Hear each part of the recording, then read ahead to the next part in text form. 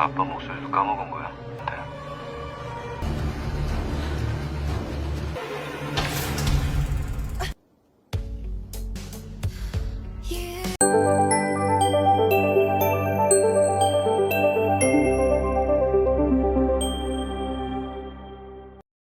Kita diajak sejenak kembali ke masa lalu, ketika Sehyun masih kecil.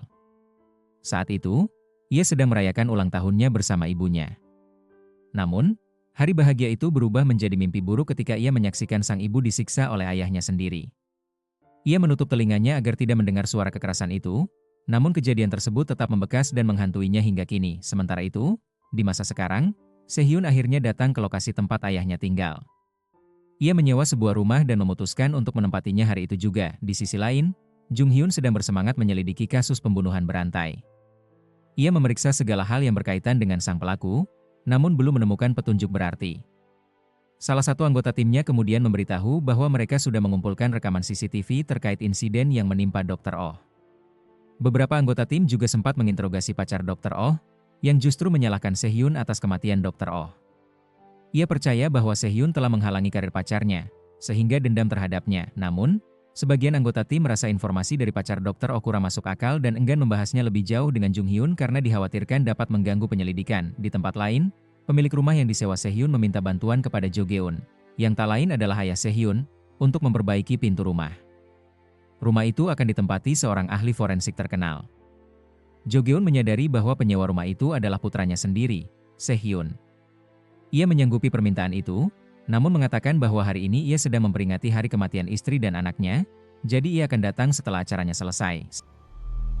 Setelah mengecek rekaman CCTV, Jung Hyun memutuskan untuk langsung menuju lokasi dan bertemu dengan Sehyun.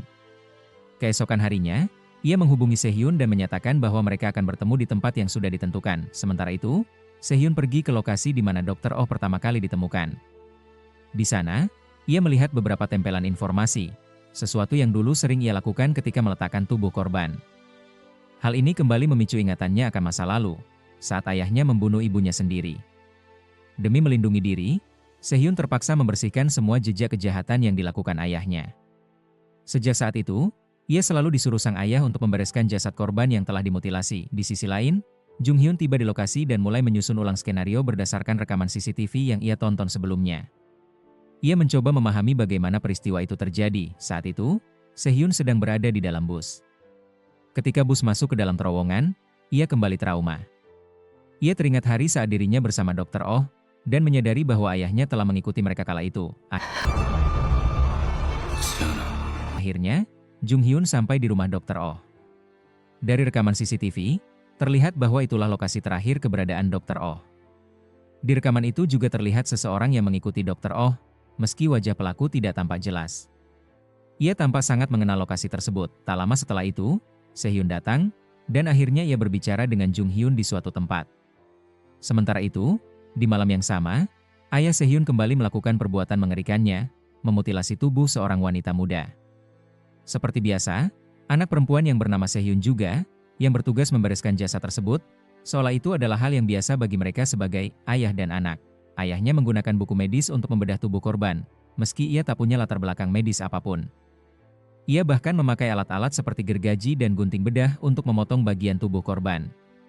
Sementara itu, Sehyun kecil dengan tenang menunggu di luar sambil memakan kimbap, seolah semua itu bukan hal yang aneh baginya. Di sisi lain, Jung Hyun memperlihatkan rekaman CCTV kepada Sehyun dan bertanya apakah ia mengingat sesuatu. Namun Sehyun berbohong dan menjawab tidak, karena ia belum ingin membagikan semua informasi yang ia ketahui. Padahal, sebenarnya Sehyun menyadari bahwa kedua korban sebelumnya memiliki keterkaitan. Saat Jung Hyun mengatakan bahwa ia yakin pelaku tinggal di area sekitar situ karena semua jasad dibuang di lokasi yang sama, Sehyun hanya menjawab, belum tentu, untuk mengalihkan perhatian. Tak lama setelah itu, mereka menerima laporan dari rekan tim bahwa pankuronium, obat bius yang ditemukan di tubuh dua korban sebelumnya, menunjukkan kesamaan pola. Namun Sehyun berdalih bahwa hasil pemeriksaan tidak menunjukkan adanya jejak obat tersebut. Faktanya, bekas suntikan di leher Dr. Oh memang sengaja dihilangkan oleh Sehyun agar tidak terdeteksi. Alasannya, karena ia ingin menjadi orang yang menghabisi ayahnya sendiri, dan ia juga ingin menjadi orang pertama yang menemukannya. Ketika Sehyun berjalan pulang, ia menemukan tubuh seorang wanita.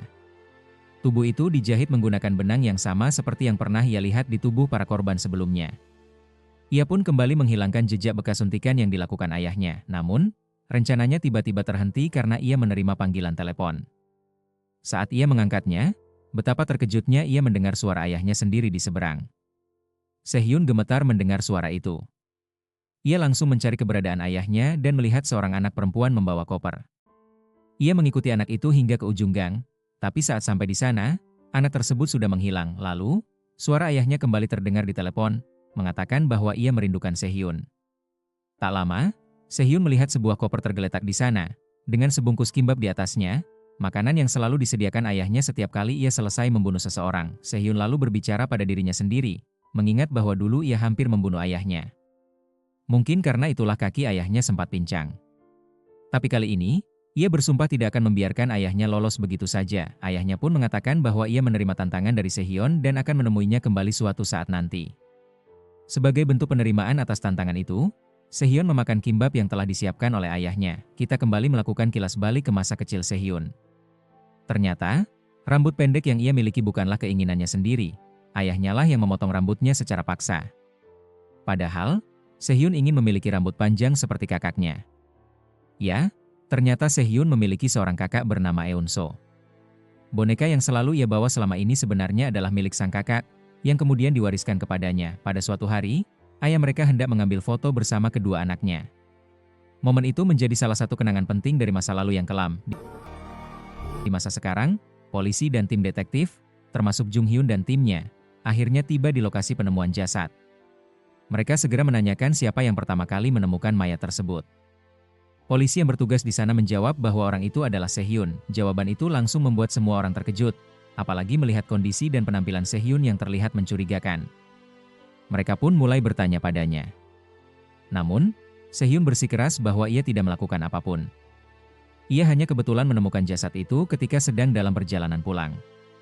Bahkan, ia ikut mencoba menyelidiki apa yang terjadi, terutama karena rekan satu timnya juga menjadi korban. Sehyun menegaskan bahwa ia tidak mungkin melakukan semua itu hanya demi promosi atau pengakuan dari atasannya. Ketika proses otopsi telah disetujui, Sehyun menyatakan kesiapannya untuk berangkat. Dalam perjalanan menuju tempat otopsi, Jung Hyun merasa khawatir dengan keselamatan Sehyun. Ia menyarankan agar Sehyun tidak terlalu sering keluar malam sendirian karena dikhawatirkan bisa menjadi target berikutnya dari si psikopat. Sebagai bentuk perlindungan, Jung Hyun memberikan sebuah jam tangan khusus kepada Sehyun. Jika sewaktu-waktu butuh bantuan, ia bisa langsung menelepon lewat jam itu. Awalnya Sehyun menolak, namun Jung Hyun bersikeras. Ia bahkan mengatakan kalau Sehyun tetap menolak, ia akan mengawasi Sehyun selama 24 jam demi keselamatannya. Akhirnya Sehyun menerima jam tangan tersebut. Setibanya di ruang otopsi, Sehyun dan timnya mulai bekerja. Mereka menemukan banyak sekali potongan di tubuh korban, namun ada satu penemuan penting. Di dalam mulut korban, mereka menemukan sebuah foto. Ketika dilihat lebih dekat, foto itu ternyata adalah gambar Sehyun saat masih kecil. Ia lalu menunjukkan foto itu kepada Jung Hyun, yang langsung memfotonya untuk dianalisis lebih lanjut. Meskipun Sehyun sebenarnya tahu siapa anak dalam foto itu, ia memilih untuk tidak memberitahukan apapun kepada Jung Hyun. Sementara itu, ayah Sehyun sedang dalam perjalanan menuju rumah lama mereka. Ia ditemani oleh seorang anak yang biasa membantunya dalam membereskan hasil kejahatannya. Saat sampai di sana, sang ayah berkata bahwa tempat itu dulunya adalah rumah tempat ia tinggal bersama Sehyun. Kembali ke kantor investigasi, setelah melihat hasil foto yang ditemukan di mulut korban, Jung Hyun berkata kepada Sehyun bahwa kemungkinan besar si pembunuh mengetahui siapa anak dalam foto itu. Mereka pun merasa harus segera menyelidiki lebih dalam karena bisa jadi kasus ini terkait dengan kasus dram biru yang terjadi di sekitar tahun 1990-an, yang memiliki banyak kemiripan dengan kasus sekarang. Akhirnya, Jung Hyun meminta agar sampel DNA dari foto tersebut segera diekstraksi karena informasi itu sangat penting bagi penyelidikan mereka. Namun, Sehyun mengatakan bahwa proses analisis DNA dari foto itu tidak bisa dilakukan dengan cepat.